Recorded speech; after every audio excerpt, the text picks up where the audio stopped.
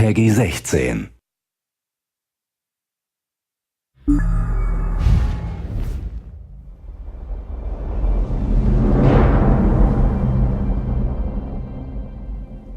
Howdy everyone, I am Paul Sage. I'm Nick Conkle. I'm Maria Alaprando. And I'm Rich Lambert. So today we're going to be showing you one of our veteran dungeons, and that is the Crypt of Hearts. This will be coming out around the end of June. The thing about veteran dungeons, in particular this very most recent one, is that they are hard. I think that's what we'll be showing a lot of here. The good news is that we have the benefit of editing to make us look like we never die, although we do die quite a bit. The bad news is that we're still going to be having to deal with this incredibly challenging encounter, and when you guys deal with it too, you'll really see how hard it can be. One of the things I'm trying to focus on as DPS is I'm going around and making sure I interrupt all the monsters. I have an ability called Deep Rest, which allows me to do a AoE interrupt. Also, I use a Standard of Might to stop taking a whole lot of damage. Speaking of dying, that's actually probably my responsibility. So I chose Sorcerer Tank for this, and I particularly like Sorcerer Tanks because not only do I have my sword and board, but my Sorcerer abilities augment that by allowing me to go into Lightning form, which gives me extra shielding. Of course, Puncture or Ransack with my sword and board abilities really keep the taunt alive on the monster, so the monster will follow me while everybody else does all the work.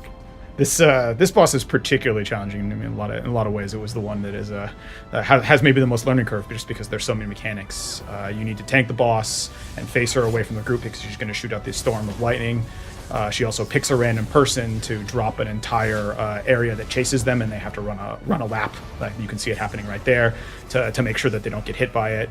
She'll web a team member, and then someone has to come free them. Yeah, in these dungeons, the monsters tend to hit so hard, even with their base attacks and just dealing with that if you're not properly interrupting and blocking their really powerful ones, you'll go down very fast. It's really important that every member of the group play really well.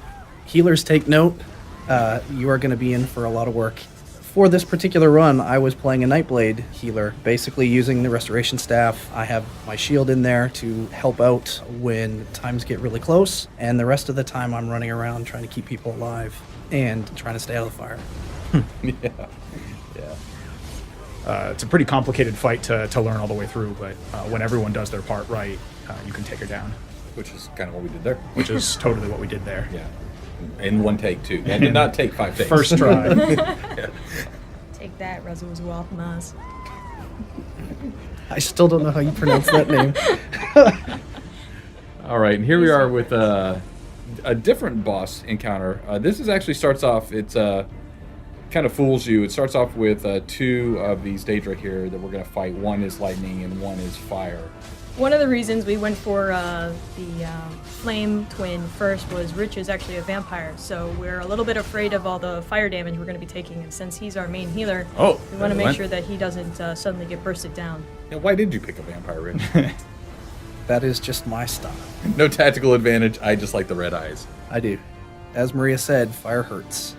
Skeletal. And he comes out, there. Yeah. He does the big stomp attack right off the get-go, so everyone has to just not rush in right away and get hit by the big stomp attack with it there. Oh, God. But Yay, Paul. Paul and I are super excited about fighting this boss. So, yeah, he summons these ads that you generally want to kite because they'll explode when they die.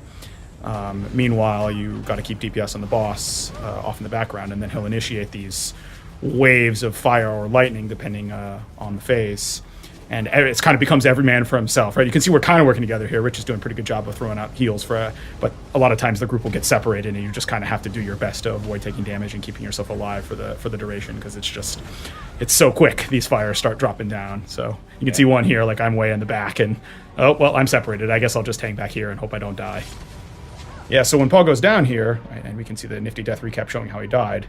The key thing is it's not over, right? Maria can come in and run into battle res him.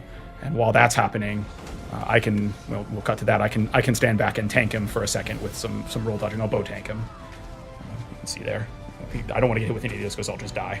Yeah, so even though rolls are important, picking up the slack for others in your party who might not be as good is pretty common.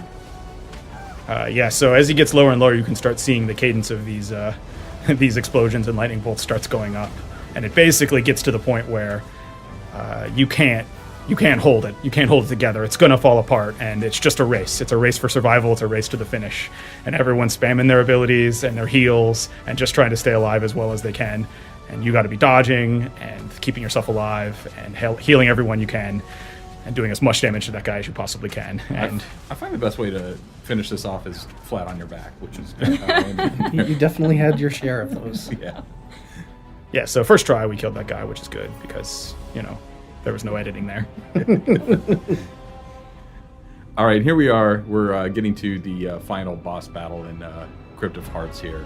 And so this sword is something you run in, you activate, and you summon the boss. And you can kind of see a little bit about what's going on here. Just go touch it. I'm sure nothing bad will happen.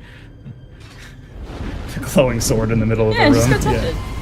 But we're going to save that for you to experience when you go through the veteran version of Crypt of Hearts. Yeah, this guy is no joke. You definitely want to be fully buffed when you take him on. Is he going to use that sword later? There's a 100% chance he will use that sword later. Might be time for more circle of protection. Yeah.